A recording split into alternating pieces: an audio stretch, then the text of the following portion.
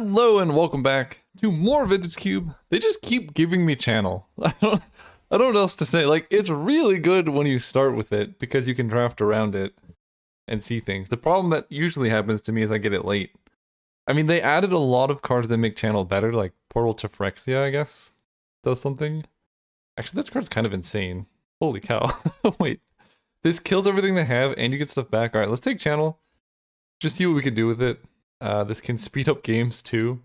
Okay, World Spine Worm is not the best card to channel out. You'd need at least 5 mana to do that, and you'd spend like a bunch of life.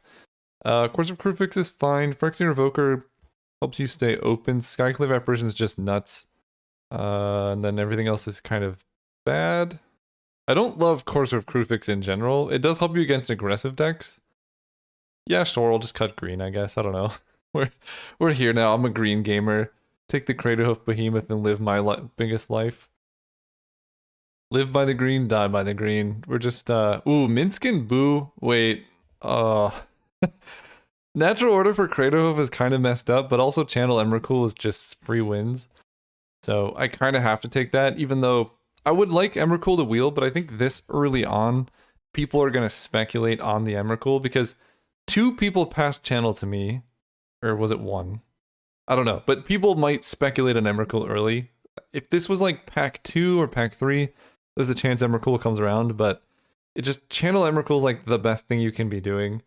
And if Natural Order comes around, that's fine. But there is Minskin Boo in the same pack. So maybe we get it to come back to us. This pack's pretty bad. Just take a Talisman of Unity. I mean, Nissa, what does Nissa do? She costs 5 mana. She makes a giant thing and kills stuff, so that's like pretty solid, but she's fairly expensive. Decent with channel, although also very expensive in that, you know, that's a lot of life to pay. But if you play her early, she does just win games. I just don't want that much top end, but I don't know how good talismans are in a deck like this anyway. I could take Talisman and maybe try and wheel Laura into the third path, though. I'll just cut the green card. I don't know. I don't think Nis is that good, but you know what is good? Jaraga Tree Speaker. This card is ridiculous. Alright, well, they're just giving us everything. Honestly, Channel Hex Drinker is not that bad. You play Hex Drinker turn 1. Turn 2, Channel, make a 6/6 protection from everything. Mindslaver is kind of cute. Wooded Foothills, Wasteland are all good, but Hex Drinker is nuts. Woodfall Primus versus Thrun. I think Primus is better, especially if we get Natural Order. Reclamation Sage, sure. Alright, I think this is the pack, or it might be the next one that we need the Natural Order. I mean, I wouldn't complain about Minskin Boo, but I don't think that's coming around. I think it's the next one. I think I'm going to take Phyrexian Revoker. I don't really need a World Spine Worm. So, I think Revoker gives green like that bit of interaction that it needs. And, you know, when choosing between the two, you can play Revoker off channel, so it's like a little bit better in that case. Alright, I think this is... yeah, this was the Natural Order pack. So someone took Natural Order. I think that's alright. It's between Solemn and Acidic Slime. Yeah, that's unfortunate, but I don't know. Maybe Natural Order is better because it's a 1-card win con, whereas Emrakul's a 2-card win con. Hard to say. Solemn versus Slime... I think this deck has enough top end. I'm going to take Solemn just so we... oh no! I was wrong! Okay. Forget everything I said. We're good. Titania is also very good, but because we have Craterhoof, Natural Order is just like 4 mana win the game often. I don't think I want this, but who knows? Fiend Artisan. I love Thundermaw, but at this point, I just can't take non-green creatures with Craterhoof, Behemoth, and Natural Order in the same deck. Ooh... Alright, this is kind of interesting. So, there's a Mox, which is like pretty good, but I do have a lot of green requirements. It does let me play things like Solemn and Natural Order faster. Finale of Devastation is also really good. Good with channel, 4 mana, you can bring an Emrakul into play, because it's not just green creatures, and Emrakul would have haste, so that's quite strong. Alternatively, there's like Force of Vigor, which we can play very easily. I think I'll just take the Mox, because I think, given that Natural Order wheeled green's open, so we'll probably get whatever we want to come back. Sometimes Moxen aren't even that good in a green deck. because you'd rather just have a mana elf. So we'll see. If I'm short on mana elves, I'll be very happy I have a Mox. But if I'm missing mana dorks, then obviously I would want it. Worth noting, Fast Bond, not a very good card in a generic green deck because you're playing a low land count with a lot of mana dorks. You're not likely to take advantage of it. What you want Fast Bond for is high land count decks with a lot of fetches and land-based synergies. So they're two different decks. They can come together sometimes, like I did, I think, in a previous draft, but we're just going to take as many creatures as we can and then take Guy's Cradle versus the Hierarch. Probably just got to be Cradle. Then we can take Sylvan Library, Verdant Catacombs, Ramanov Excavator. I don't have any fetches currently, so Verdant Catacombs would be the first. Sylvan Library's fine. Yeah, I guess I'll... The thing is, Sylvan Library plus Channel as a game plan is pretty bad. It can help you find your natural orders, though. And against, like, dirtily opponents, this can just help us win the game. I don't think I'm likely to want to splash color, so I don't know how much I need the fetch, so I'll just take this. Alright, well... Life is easy sometimes. I don't even know if I'm playing this Sylvan Library. Like, I probably am. But we do have a lot of things that pay life. Oh, I can channel Fiend Artisan too, can't I? Yeah, I totally can. Oh, someone requested me... No, the cards are as big as they can get. Okay. Never mind. How do I make this go away? Go away. Okay, there we go. What do we have here? Pest Infestation, very strong card. Everflowing Chalice, pretty good, but I think the Infestation is like, you know, another card I can channel that's good. Wormcoil Engine versus Kogla. They both cost 6. Kogla I can natural order for. I do have 2 good natural order targets, but Wormcoil Engine's kind of boring, I'm going to be honest. It does make this better. Right now I only have one thing, so do I take it? I mean, the odds of me having both of these and then one in Kogla are pretty low. Sure, I'll take it. Kind of regret it because Triplicate Titan is there, and I don't know. Just big colorless stuff is kind of equivalent here. I mean, I guess I'll take it. I don't have any... I mean, maybe Huntmaster is better, but I'll just take this. I don't know. Finale of Devastation did come around. Probably just taking that over Force of Vigor. This can grab like a Hex Drinker or something like that. Hornet Queen, Utopia Sprawl. Hornet Queen, I don't know if Tooth and Nail is still in the cube, but if it is, Hornet Queen plus Craterhoof is like an easy way to just win. I think I want the early ramp though. I'll take the Utopia Sprawl, but I will swap that for any creature if I can, because you want to be able to natural order. You want Gaia's Cradle to do the thing. Here, I mean, I'm not playing any of these. Bitter Reunion actually is kind of funny. I'll just take Metamorphose. I don't think the Dark Depths combo is really worth chasing. We'll take Hangerback, I guess. I don't know. You can make a really big Hangerback Walker with Channel. Rankle is fine. Yeah, you know, that's fine. It just gives us more... Basically, the goal of Channel, you don't want to play parasitic cards. Like, you don't want to just build your whole deck so you need to draw Channel. With the new Mulligan rule, you know, maybe can lean a bit more that direction than we originally thought. But what you really want is just make it so that if you draw Channel, you win. Not... You don't want to lose if you don't draw Channel, but you want to win if you do draw Channel. So having cards that are situationally good, like Hangerback Walker, you know, it's a 2-mana 2/2 or whatever. But then if you draw Channel in turn 2, you have this like 9/9 that dies into a bunch of stuff, is pretty good. Elvish Mystic, Grim Monolith. So Grim Monolith is not likely to come around, but I'll just take the Mystic. I don't even know if this deck would want... Oh, Jite. Jite is pretty good. Misty Rainforest, we don't really need. Garrick's likely to come around, but this card's good. Another great example of a card that's incidentally good with Channel. You just spend 4 mana, put Jite on something. You know, now we can have turn 2, Channel, Hangerback Walker, play and equip Jite, get like a 6/6 with Jite equipped. That's not that bad. Eternal Witness I like. I do like Dragonlord Atarka with natural. What does this card even do? When I deal combat damage to a player, surveil 1, then put a land. That seems bad. Eternal Witness is good. Survival of the Fittest is pretty bad, so we'll just take this. Survival might wheel, and I mean, Survival being able to find Emrakul to make Channel better is something that's, like, tempting. But I don't even know, like, we don't need anything here at this point. Like, our deck's kind of done. It's just our deck has 2 win conditions. They are draw channel, draw natural order, and or Crater Hoof. And that's pretty much, we have Guy's Cradle to get there. We have Fiend Artisan to get mana to put Crater Hoof into play. We have Finale of Devastation to get mana to put Crater Hoof into play. And then everything else is just, this is basically like a 40 card Crater Hoof Emrakul. Ooh, Nissa. Okay. Nissa makes this way more reliable. I know people are saying Prime Time, whatever, but Nissa's like so much better than Primeval Titan, it's unreal. Wow. We're just getting so many mana dorks. This is amazing. This deck is ridiculous now. I could play like such a low land count. That's really good. So you're here. This card's like here. I don't even know if I need Hangerback Walker anymore, but it's probably fine. This is 29, so this would be... I mean, this is why I think Mox Ruby is pretty bad. Like, how much does Mox Ruby actually help this deck? Because most of our turn 1 plays don't care about it. I mean, our turn 2 plays...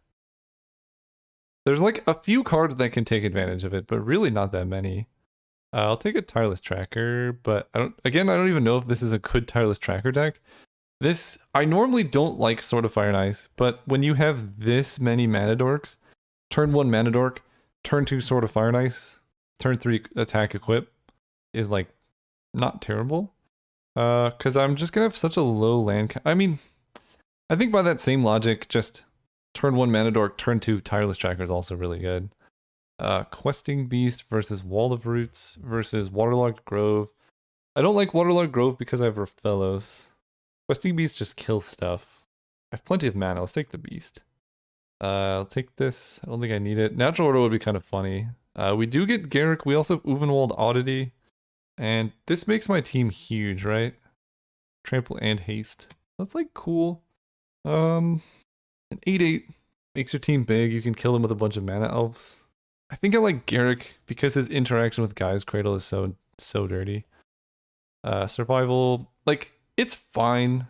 Maybe we want it to get Crater Hoof or whatever, but Horizon Canopy. So is having 1 land that does damage to us worth being worse with Nissa and Rafellos? Probably not. There's Prime Time. I mean, this deck has it all. I don't know if we really need Prime Time. It's good, like it is top end. We have a lot of ramp. But I think I'm probably just cutting Primeval Titan.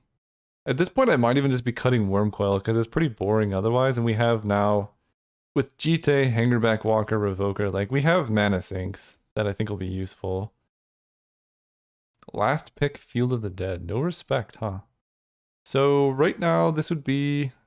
I mean, I'm just going to cut Mox Ruby. I don't think it's that good here. Because Mox Ruby is replacing a forest. And our land count's going to be quite low. Maybe I was supposed to take Wall of Roots. Because I could play such a low land count. But like, how many lands am I playing? Like 15? 14? Like, very few. Solemn. Solemn's probably too slow. This deck is like so good now. I think Solemn is too slow. I have Utopia Sprawl plus Arbor Elf, so I keep those. I could cut Sylvan Library for a land. Garruk, Natural Order, Questing Beast, Pest Infestation, Nissa. Maybe I just cut this Nissa. Because she's so much worse than good Nissa. And then the question is, do I want Sylvan Library or do I just want 15 land? I mean, 14 land might just be enough, because this is like 14, really 13. And we only really want like 1 or 2 lands in our opener. I guess we don't really need Eternal Witness. Although Natural Order Eternal Witness is something that's good, but this deck is just fast. I don't think we need Eternal Witness in a deck this fast. Courser's fine. Courser's fine. 14 lands. I could see going up to 15 just to maximize my chances of like... Wait, where's my Emrakul? Hello? Where did my Emrakul go? Hang on. Okay, he was hiding over here. I was like, where did this card go? Okay. I remember cool. I think I'm probably just gonna ditch Sylvan Library and go up to 15 lands. just to like maximize my consistency, because a lot of the times I think I will be Sylvan Librarying 4 lands, and I'd rather just hit 2 mana on turn 2 reliably, where 15 is kind of the sweet spot for that. I could see 14 lands being right, but I'd rather cast my spells because we do have some amount of top end here. So we're gonna try it like that. See you all round 1. All right, we're playing against Surgeon. Tell our opponent good luck, have fun, and we're on the play. This deck on the play is kind of frightening, and this hand's pretty good. This is a turn 2 Courser of Krufix. With Garrick, if we draw a channel, we just win. Not that bad. Opponent did not mulligan. Right now I'm feeling pretty good about 15 land, because I wouldn't mind drawing one more. No, don't kill the elf. Oh no, they have the Mox. Okay, Carry Zev is fine. We have Courser of Krufix, who just brick walls a lot of stuff. Oh, Hex Drinker. I'm gonna play Courser of Krufix first because getting lands off the top is super useful. But can I one? Yeah, next turn I can turn Hex Drinker into a 4/4, or I can just play Garrick. I guess I take 1 damage here. I will block the monkey. If they do have a burn spell, it's like kind of annoying. But I'd rather have them burn the Courser than the Elvish Mystic. Oh, full price Porcelain Legionnaire against Courser Krufix. You'll love to see it. Gain a life. So I can play Garrick. I'm gonna have Arbor Elf next turn. I can also just play Hex Drinker as a 4/4. And then next turn play Garrick, double level it up. Because I can go Garrick into Fiend Artisan. And that's like fine. I think just Hex Drinker when they're tapped out is kind of dirty.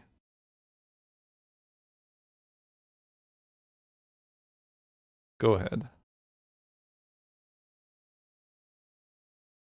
Okay, they're drawing a lot of cards. That's a little bit scary, but I can just go over the top of them with Emrakul. And, oh, wait, what is going on? Seething Song? Maybe they just have like Thundermaw. I could see that. I've done that before. Okay. Oh, that's amazing. That's like the best possible thing that could have happened. That's absolutely. So I get to go Arbor Elf, Fiend Artisan, get a bunch of mana, play Garrick.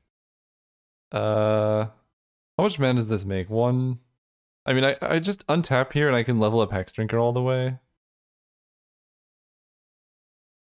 And next turn I think hardcast Emrakul.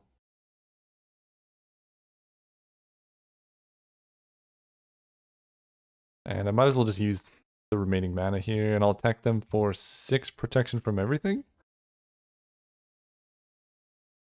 Seems good. Man, that was an insane Gaia's Cradle hit. So they can like make their stuff bigger or whatever. Maybe they attack Garrick. I don't know. Maybe I'm supposed to keep back Hex Drinker to keep Garrick alive. That way I can like Gaia's Cradle out in Emrakul. I think I can, right? 1, 2, 3, 4, 5. So that's 5, 10. 1, 2, 3, 4, 5. I have if nothing died, I would have exactly enough mana. Wow, they actually do have Thundermaw. That's funny. Okay, so it would keeping back Hexdrinker wouldn't have mattered because they're just gonna kill Garrick here. But I think I could just Fiend Artisan for Craterhoof now, maybe. So maybe it doesn't matter. And they should just swing out, I think, because they have all good attacks, and they're gonna die to Hexdrinker anyway, so they really want to pressure me. Oh, they're attacking Garrick with both? That doesn't make any sense. Interesting. So Carrie Zev is attacking me, I believe. Garrick, me. I'll block here and just take 2. And then we just do the thing. Play the land off the top. Natural order, so they know it's in there.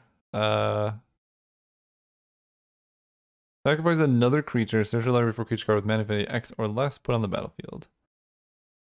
So we want to get a creature with X equals 8, attacking the Elvish Mystic.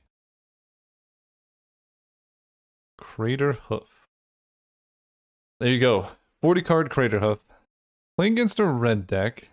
It has a lot of like, I mean, it looks like we're just racing. They didn't have any removal that I saw. I could see Primeval Titan being pretty good just because it's so big. But I think we're fine. We have Umezawa Jite. Oh, I could actually see Mox Ruby being useful on the draw. But, nah.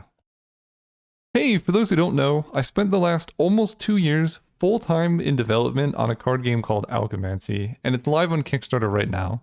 The support we've had so far has been absolutely insane, so thank you to everyone who has helped out. But if you're still interested in getting the game, you'll be able to get it for the next couple of days. With Algomancy, I just took everything I liked about the cube draft experience and I distilled it down into the core elements. So one of the key problems I had with Cube is you needed 6 to 8 people to come together to draft. Algomancy is designed so you can play it 1v1, you can play 3-player free-for-all, it scales very nicely either way. Alongside that, it has global turns, so there's no play-draw issues where, you know, the player who goes first gains an advantage. And hands are drafted during the game, so rather than having to like draft decks and then play the game, you're drafting in the game if you want to. There is a normal traditional cube draft mode. Resources are deterministic, so you never get mana screwed. And the biggest thing is you're just going to get all the game cards at once. So you can get a full cube experience for $69. That gets you all the cards. You can play, you know, with up to 5 friends. You can go up to 10 friends if you want the expansion. But this is as good of a game as I could make it. So if you're interested in that, please check it out. Or if you're interested in supporting the channel, also check it out. Otherwise, just enjoy the video. All right, we have... Wow, this hand's got stuff going on. We'll keep that. Holy cow. I'm gonna lead on Delighted Halfling, I think, because 2 health is a lot better than 1. And then turn 2... I mean, if everything goes right, we're gonna go turn 1 Delighted Halfling, turn 2 Gaia's Cradle Pest Infestation to make 2 tokens, and then like, just turn 3 Arboreal Natural Order win? I think you only need like 4 units in play to kill someone with a Crater Hoof. Finger of Destiny is cool and all. But this is kind of an example of a hand where like Mox Ruby doesn't help us that much. Oh, okay. So they kill our thing. If they have more removal for our next creature, then we're in trouble. But they are on a 1-lander, on a mulligan, so seems good. I just hope they play an artifact. That is all. Okay. Ragavan, not exactly an artifact. We can make do. We do draw the forest. So let's go Raphelos. Now I have 3 mana. I mean, I think they just die next turn. So yeah. This Pest Infestation for 2. Or for making 2 tokens. Pretty good against Ragavan. You know what I could do? I'm not going to. 1, 2, 3, 7, 10. I mean, I could just Finale of Devastation for like a Woodfall Primus. If X is 10 or more. So I'm actually 1 short of this. Yeah, I'm just gonna Finale of Devastation here. I have the mana. Okay, see you next round. As weird as it is, I think this hand is a mulligan. I mean, I have Hex Drinker, which is just an auto win sometimes, but this deck has much better starts. I mean, this hand's good if I draw a land. I'll get rid of Tireless Tracker. Any land and we're just crushing it. Or Elvish Mystic actually is pretty good too. Freebooter takes my Garrick. We don't care about that so much. The question is, if I draw a land, do I play the Courser or do I play like Raphelos Tree Speaker? Probably Raphelos Tree Speaker. Oh yeah. In this case, let's go Hierarch Tree Speaker. Then I'll level up the Tree Speaker next turn. I can draw like Gaia's Cradle. But this hand is a perfect example of where Mox Ruby's like, I mean, way worse than a Forest. And kind of worse than a Mana Elf as well. Frantic Search. Alright, so far it is not a Toxic Deluge, so that's good. Wow, that's a mana base right there. So, I mean, I'm not gonna not level up my Tree Speaker. It does set me up to get Time Walked. I can do this though. Utopia Sprawl the Forest. We'll just name green. Level this up. If they kill it in response to level up, that's pretty devastating, but not the end of the world. That's fine. Then I just play Hex Drinker. I mean, if we draw a Gaia's Cradle, we are in business.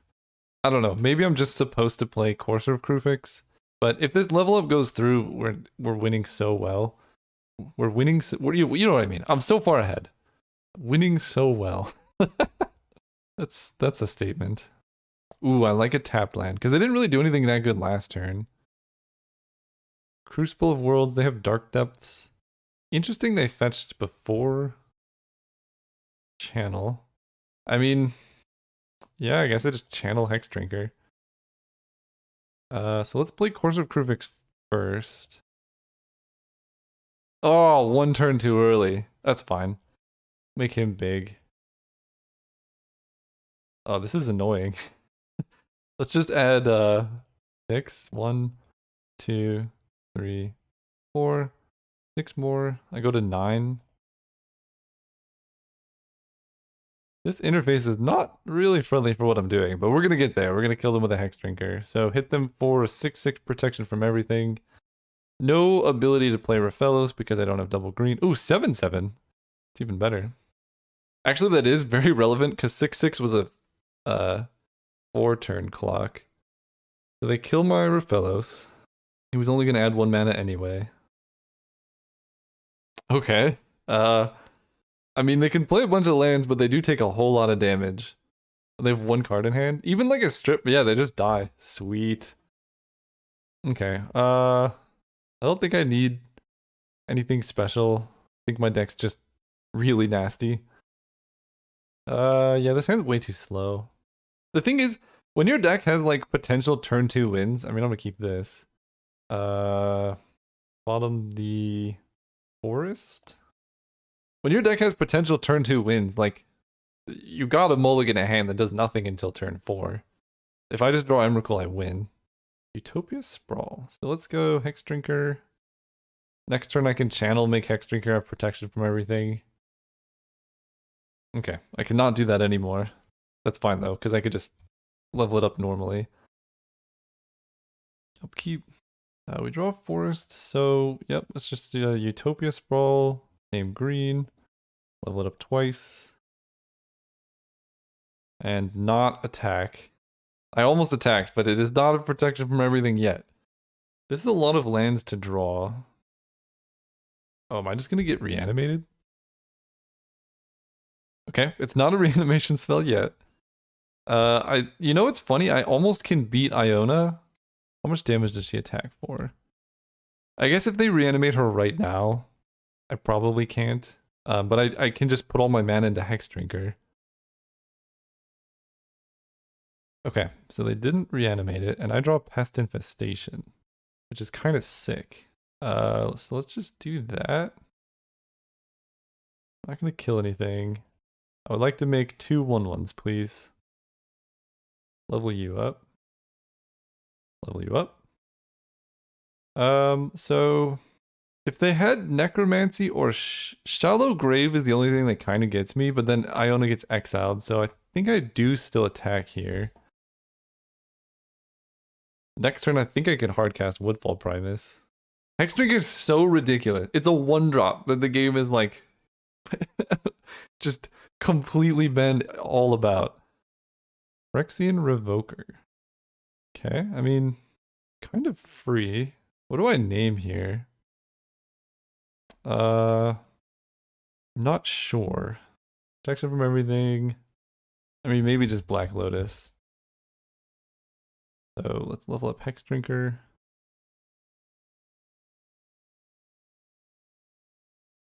And I don't have this mana to do anything else, so get in there, my friend. So they can Toxic Deluge for 6. Alright. Green takes it down. See you next round. Alright, we're here in the finals against Hash Browns. Winning the die roll. This hand's insane. We get the natural order win. Unfortunately, we can't sacrifice Hangerback Walker to natural order, but like, picture this. We go turn 1 Noble Hierarch. Then turn 2, our opponent plays an artifact. We Reclamation Sage them. Then turn 3, we natural order. That's not an artifact. They didn't subscribe to our business model. I'll play Course of Krufix though. Phyrexian Revoker. So next turn I could play Hangerback Walker as a 2/2. Or more likely I'll just go Hangerback Walker plus Revoker. And that sets me up for natural order the following turn with, I think, enough units to be lethal. Ooh, Nissa on top. They have Brazen Borrower? What is this? Petty Theft, sure. Alright, so let's go this. Phyrexian Revoker. Naming Wall of Roots. The reason I'm naming Wall of Roots is because I have Delighted Halfling in my deck, and I don't want to, you know, draw it and then not be able to do the thing. Okay, I cannot draw. I'm probably just gonna natural order, depending on what they hit. Wait, they have Nissa who shakes the world? What is going on here? So I'm drawing Nissa. You know, I think I'm just gonna play a Courser of Krufix here. I can also level up my Hangerback Walker and then play Reclamation Sage. But if I hit a land, let me think about this. Because they're gonna want to play Nissa next turn. They have Delighted Halfling to do so. If I natural order for Woodfall Primus, that's great. I get to kill their forest, and then they have just 3 mana. This is kind of tricky. Natural order for Primus. Natural order for Craterhoof, I'll have 3 creatures in play that can attack. And they'll all get +3/+3, which will be an extra 9, 10, 11, 12, 17 damage. So they'll fall to 3 life. But then the following turn they can chump block and play Nissa, so it's not that great. Yeah. I think honestly, I like the play of level up my own Hangerback Walker and then kill it. It just gives me 1 more creature in play, so I have lethal next turn. Then I'll pass turn. Because assumedly their play will be Nissa who shakes the world, make a blocker, but then I'll just have so many creatures in play. And this lets me put Reclamation Sage into play because I can then sacrifice that to natural order if I need to. And they hit Factor Fiction, which does them no good. So I think it's unlikely my opponent has Force of Will in their Nissa who shakes the world deck, but that is the one thing that gets me here. Ooh, Hexdrinker is clever. Okay, so we would have hit a land off the Courser. Not that big of a deal. Sack the Reclamation Sage. Craterhoof. Getcha. I respect them still trying to block. Okay, why is Trample so bugged? Okay. So this is the mirror match. Jite is just insane here, so run it back. Well, this hand has promise. Pretty hard to mulligan Draga Tree Speaker, especially in the green mirror. I have yet to channel an Emrakul, but I haven't needed to because natural order is nasty. Interesting. I'm still gonna play this Draga Tree Speaker. And the next turn I can go level up Fiend Artisan. This is just a game of race solitaire. Oh, Sol Ring's pretty good. Okay, that's scary. And they have Nissa who shakes the world in their deck. Go Forest, Topia Sprawl, name green, level up. I'm gonna have I basically have Sol Ring as well. What a game. Next turn I get to go something crazy like Courser of Krufix, Gaia's Cradle, Garrick, Fiend Artisan activation or something. But just, they were on the play, so we'll see how relevant that is. Oh, they have Gaia's Cradle too? This is just like a straight up mirror match. What is happening? I would say my deck is better, but they do have Nissa who shakes the world plus Gaia's Cradle. That's dirty. But they only have 2 cards in hand. It doesn't look like they have some utility for Gaia's Cradle, but maybe they do. Okay, them not doing anything there is great. We draw Arbor Elf, which is pretty good. Let's play this. So yeah, I could definitely play Garrick. How much mana? I mean, I'm playing Gaia's Cradle here. So that's gonna generate 3 I can currently play Garruk without tapping Gaia's Cradle, which generates more mana. Let's do that first. And I guess in that case, I'll play Cradle to play on Daze, because Daze on Garruk there would be brutal. Then I tap this for mana. How much mana am I going to end up with? This will be 3. I play the Courser, and then I'll untap both of these, and I'll have 1, 2, 3, 4, 5, 6 mana, and I can Fiend Artisan for 5. Channel on top. Okay, so I don't really have to worry about mana next turn, because I could just go channel Fiend Artisan. Yeah, because I have 1, 2, 4 units in play. This will be 6. I'll have 6 mana. I can Fiend Artisan X equals 5. The best thing I can get is Questing Beast, which is decent on this board because I can attack them. It'll hit Nissa. They can't really block with a forest. So I'm basically trading my Arborel for a Questing Beast. I can also just down take Garruk. That'll give me more guys Cradle mana next turn. By upticking Garruk as well, I guess I set myself up for just Garruk Overrun. And Questing Beast blocks the forests pretty well. So let's do that. This is X or less, right? Yeah. Sacrifice the Arborel. Yeah, I think it's just gotta be Questing. Oh, Phyrexian Revoker. Naming Nissa who shakes the world is also something, but they have Gaia's Cradle. I'm just gonna get Questing Beast. Can't be blocked by units with power 2 or less. So, and when I do damage, it hits Planeswalker. So I just attack them here. We hit Nissa for 4. So this is nice because if they... Oh, I guess I shuffled away the channel.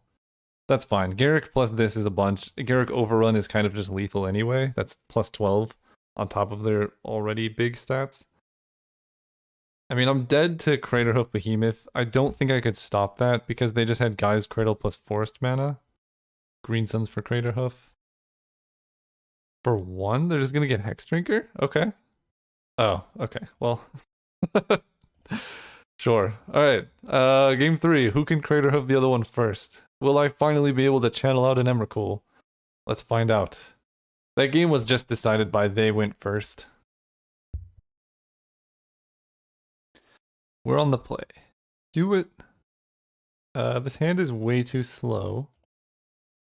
This hand is not great, but if I draw any land, I can channel into Nissa. Yeah, I think this being a mulligan is unfortunate. I think I'm gonna bottom. Well, let me think, because I can actually Garruk into Nissa, right?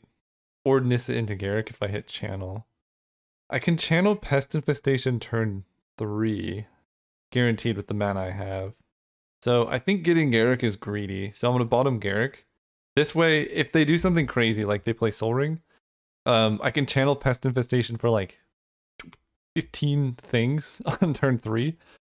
And that's quite a lot. If they don't do anything and somehow maybe like turn 3 I draw an Accelerant, then I could go channel Nissa and still Pest Infestation. And if I draw Emrakul here, I just win. Okay. Given all of that, I think I will just channel Pest Infestation next turn. And hope they play an artifact here that I can kill. Excellent. That went so well. Ooh. Alright. Go channel. Pest Infestation. Yeah, so if I pay that, I have to pay a lot. How much am I paying here? 8, 7. How much is this? So I'll make 12 1/1s in this case. There's no way I can make enough to kill them, I don't think. 12 1/1s is a lot. 7 life. Prevents like a big Craterhoof from killing me. They lose their Sylvan Library. Next turn I have Nissa. I mean, I don't have Jite. Okay, let's do 7. Sure. Not Emrakul. Just Pest Infestation, not a big deal. I'm not even gonna use channel here because I think the one way I die is taking damage. And I have a lot of Gaia's Cradle stuff. There's their mana vault into Nissa. They just have Nissa every time. Nissa's like, okay, that's way better. I can handle that. Nissa's like the most ridiculous card. Forest. So let's go Gaia's Cradle. Played Nissa for like 7,000 mana. Played Jite. Equip G-Day to a random pest. Actually, when it attacks or blocks, they get a 3/3 and gain life. That's pretty good against what I have going on. This is going to make this bigger. So they're very likely to block the forest here, in which case they're going to take 10, 11, 12, 13, 14 damage. And this has trample. So I think what I'm going to do is not attack with this forest, and then just equip Jite post-combat to it. Because I can gain life off the Jite. Maybe I should have made more tokens. And they don't gain life, that's all good for me. Equip here. So now, the nice thing is this can just block their Gargaroth without any problems. And I'm not dead if they kill my blocker because this is 9 damage and I would be at 10 or 11 if I just gain life off the Jite. That's scary. That was a very good start for them, but I believe they are dead. Wait, are they?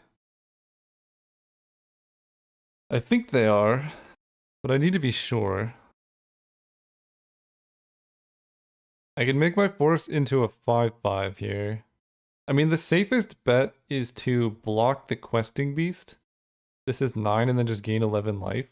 I have so many attackers on the backswing, so let me think this through. I block here.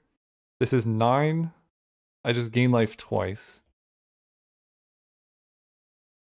Then I block here. I take 9. That was really close from them. Like, holy cow.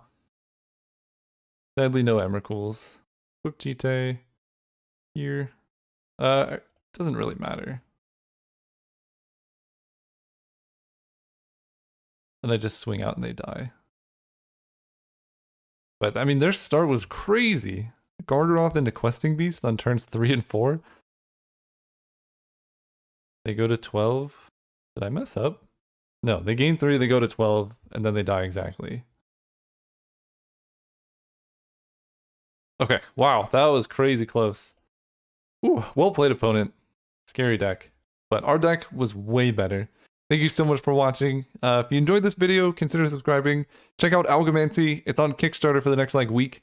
So if you're interested in a game that I made with it just made it as good as I can possibly be, go check it out.